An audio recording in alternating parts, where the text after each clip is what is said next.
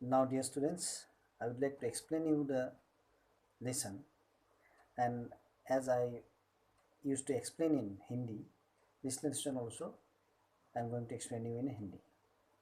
So, what is the meaning of सुभाषितानि? सुभाषितानि का मतलब मैं पहले ही तुम लोगों को बोल चुका हूँ. सुभाषितानि का मतलब है अच्छे कथन.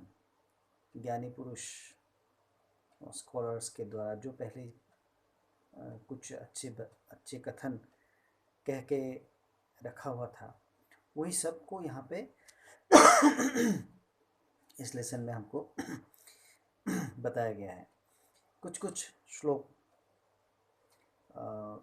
महान ग्रंथों से यहाँ पे कलेक्ट करके यहाँ पे दिया हुआ है.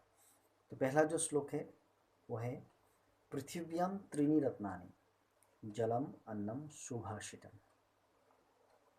पृथिव्याम मतलब पृथ्वी में, धरती पर बोले तीन ही रत्न है. तीन.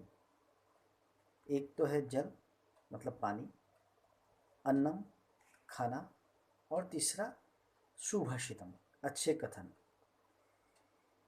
मूढ़ई पाषाण खंडेशु रत्न संज्ञा विधीयते. और जो मूर्ख लोग होते हैं, इन तीनों को छोड़कर पानी, खाना या सुभाषित अच्छे कथन, जो विटी सेइंग्स होते हैं, उनको छोड़ के क्या करते हैं, पत्थरों में, जेम्स एंड ज्वेलरीज में रत्न का संज्ञा ढूंढते रहते हैं. तो कवि ने, जो लेखक ने या कवि ने ये क्यों कहा कि तीन ही रत्न हैं, जल, अन्न और सुभाषित? तो रत्न बोलने से तुम लोगों को पहले ये समझना चाहिए रत्न क्या है. रत्न है एक प्रेसियस वैल्यूएबल थिंग, हाँ, जिसका मूल्य बहुत मार्केट में बहुत ज़्यादा होता है. रत्न, तो रत्न को प्रेसियस या वैल्यूएबल थिंग्स के साथ कंपेयर किया गया है. तो यहाँ पे हमको पानी, खाना और सुभाषित को रत्न के साथ कंपेयर किया गया है. पानी और खाना तो समझ में आ गया, क्योंकि पानी जो है अभी दिन ब दिन महंगा होते जा रहा है. अभी शहरों में पानी तो अवेलेबल ही नहीं होते हैं. During this time you can see, lockdown के समय में भी बाकी सब गाड़ी बंद है, लेकिन पानी को जब कैरियर पानी लाने वाले वो गाड़ी अभी चल रहा है. और खाना तो अभी पता ही है, सबको वैल्यू पता हो गया कि खाना क्या है एक्चुअली. दिस डेज जब लॉकडाउन हो गया तो रास्ते में कितने लोग भूखा नंगा पड़ा हुआ है, तुम लोगों को न्यूज़ में तुम लोग देख ही रहे हो. तो खाना और पानी के बारे में सबको पता है. सुभाषित को क्यों रत्न कहा गया है? सुभाषित भी एक काइंड ऑफ रत्न ही है. क्यों? क्योंकि जो अच्छे कथन है, जो बड़े बुजुर्गों ने कह के गया हुआ जो कथन है, वो सब हम आजकल इग्नोर करने लगे हैं. बड़े लोग अगर कुछ भी कहते हैं, तुम लोग हम यूजुअली ऐसा बोल देते हैं कि छोड़ो, तुम लोग इतना नहीं जानते हो, हम जानते हैं क्या है, तुम लोग हर वक्त हमको एडवाइस दिया मत करो. तो लेकिन यही एडवाइस जो है, यही एडवाइस काम में आता है. ये जो बड़े बुजुर्ग एडवाइस देते हैं, ये खाली ऐसे बोलने का बात नहीं है, जीवन का तजुर्बा.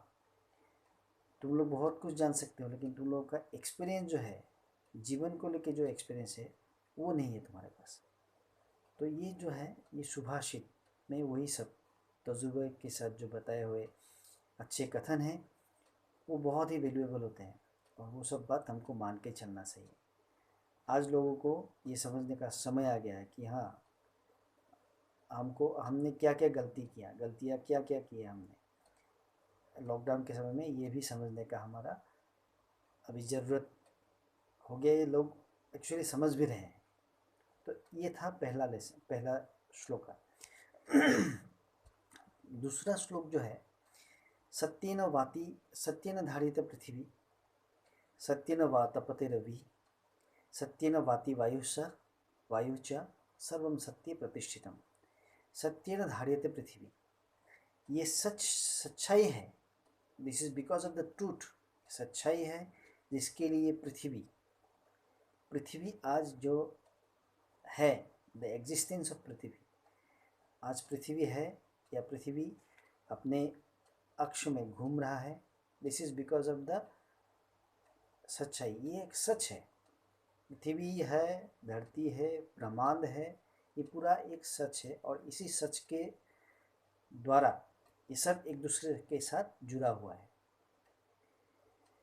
सत्य न तपते रवि, और जो ये सान हमको ऊर्जा दे रहे हैं, ये भी एक सच्चाई है और ये सच्चाई है और ये सच्चाई से ही प्रतिष्ठित है ये सिद्धांत। सत्य न वाति वायु च, ये जो वायु बहती है, पवन हवा जो बहती है, हवा से हम जहाँ से ऑक्सीजन लेते हैं ये जो बह रही है ये भी एक सच्चाई है और इसी सच्चाई के कारण वायु भी बह रही है। और सर्वम सत्य प्रतिष्ठितम, और ये बात तुम लोग समझ लो कि सब कुछ सच्चाई से ही प्रतिष्ठित है। हम हैं, ये धरती है, और अगर सच्चाई रहेगा तब ये सब कुछ रहेगा। जितना झूठ का सहारा लेंगे उतना ही धरती का संतुलन भी बिगड़ता जाएगा। धरती में पाप हो रहा है, धरती में संतुलन बिगड़ रहा है, इसीलिए ये सब आज हो रहा है कि क्या क्या हो रहा है, क्या क्या चेंजेस आ रहे हैं धरती पर। देखो क्या चेंजेस आ रहा है। People are realising now what are the changes coming in the world, क्योंकि लोग सच्चाई पर विश्वास करना छोड़ दिया था। लोग मटेरियलिस्टिक हो गया, लोगों को खाली पैसा और पावर समझ में आता है, सच्चाई बच्चाई कुछ समझ में नहीं आता था। लेकिन अभी धीरे धीरे ये भी समझने का टाइम आ गया है, नहीं तो ये दिन दूर नहीं कि कब धरती ख़त्म हो जाएगा। तो we are moving to the number 3।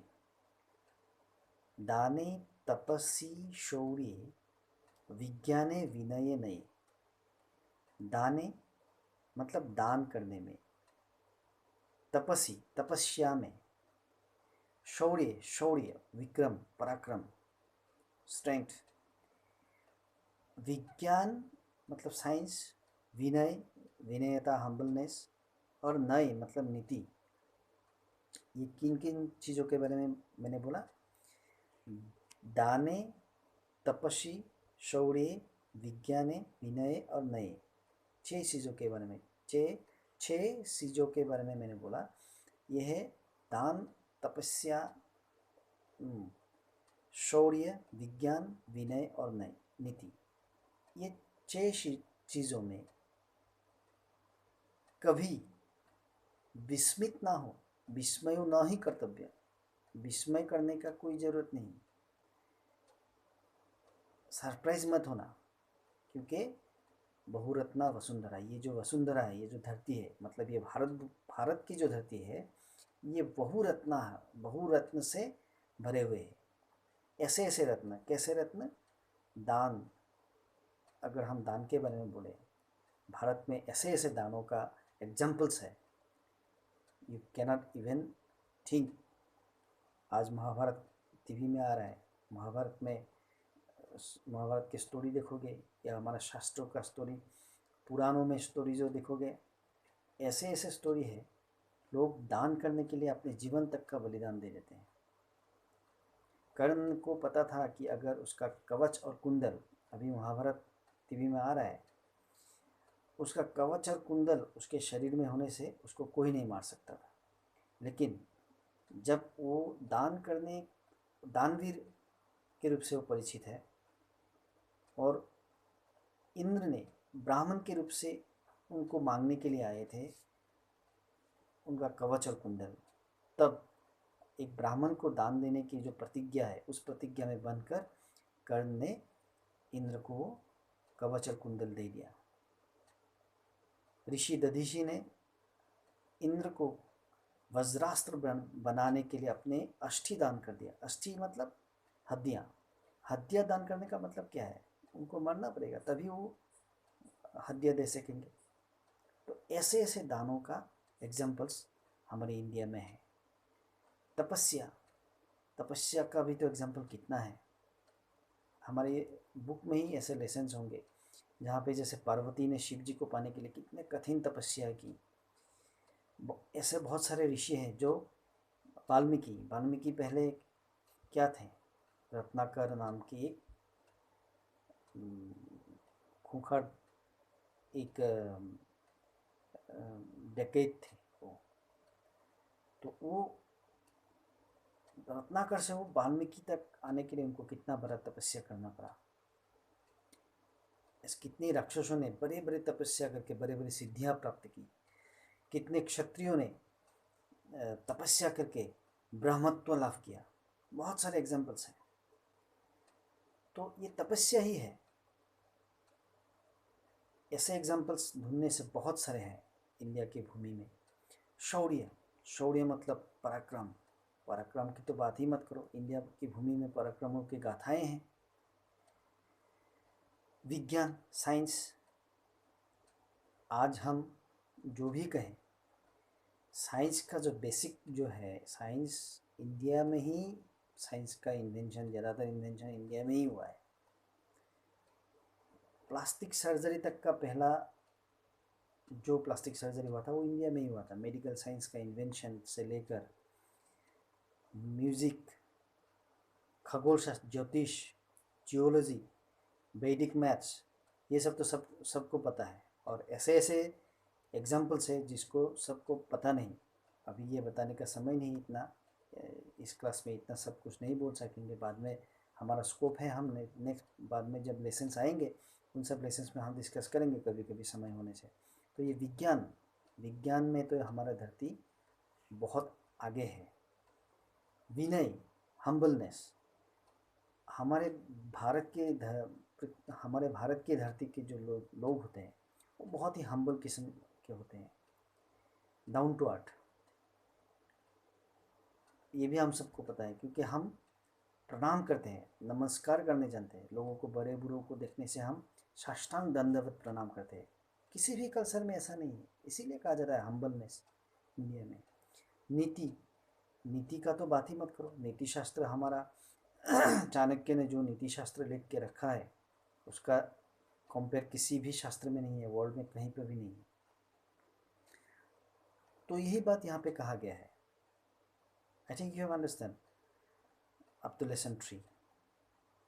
Lesson number 4, सद्भिरेव सहासित सद्भिः कुर्वीत संगतिम सद्भिर्विवादम मैत्रीम च नासद्भिः किंचित आचरित। सत मतलब अच्छे, अच्छे लोग, सद्भिः अच्छे लोगों के साथ, सह आसीत अच्छे लोगों के साथ बैठो, उठना बैठना करो। सद्भिः कुर्वीत संगतिम अच्छे लोगों के साथ, अच्छे लोगों के कंपनी में रहो, संगति करो, उन लोगों के साथ दोस्ती बनाओ। सद्भिर विवादम मैत्रीम च अच्छे लोगों के साथ झगड़ा भी करोगे तब भी अपना सम्मान हानि नहीं होता है। उन लोगों के साथ झगड़ा डिबेट कहलाते हैं, लेकिन बुरे लोगों के साथ डिबेट भी करने जाओगे तो वो झगड़ा दिखाई देता है, कब हाथ उठा दे पता नहीं चलता। और दोस्ती का तो बात ही नहीं है। अच्छे लोगों के साथ जो दोस्ती करोगे वो तो बहुत तुमको लाभदायक ही होगा, फायदे में ही रहोगे। सो सद्भिर विवादम मैत्रीम च, विवाद के बारे में कहा तो वो कहा, मतलब विवाद भी करोगे, किसी अच्छे लोग के साथ अगर झगड़ा भी करोगे, कभी उसके साथ कोई बात में डिफरेंस भी आ जाए तो वो डिफरेंस ऐसा नहीं होता है कि लोग देखने से बोले कि ये कैसा आदमी है। देखने से बोलेगा कि झगड़ा लगा है ना, क्या हुआ है, किसी को पता भी नहीं चलेगा। लेकिन एक बुरे आदमी के साथ, दुर्जन के साथ अगर तुम अच्छी तरह से भी उसको अच्छी तरह से भी अगर बात बोलने जाओ तो क्या पता वो एक झापड़ लगा दे, एक मुक्का मार दे, राइट। तो ये है डिफरेंस। इसीलिए कहा गया ना सद्भिः किंचित आचरित, बुरे लोगों के साथ कुछ भी आचरण नहीं करना चाहिए। मतलब उन लोगों के साथ कभी भी मेल जोल करना सही नहीं होता है। उनसे डिफरेंस बना के चलो, उनसे दूर रहो। यही कहने की कोशिश किया गया है नंबर 4 में। नेक्स्ट और 2 श्लोक है, वो 2 हम नेक्स्ट ऑडियो या वीडियो में बोल रहे हैं।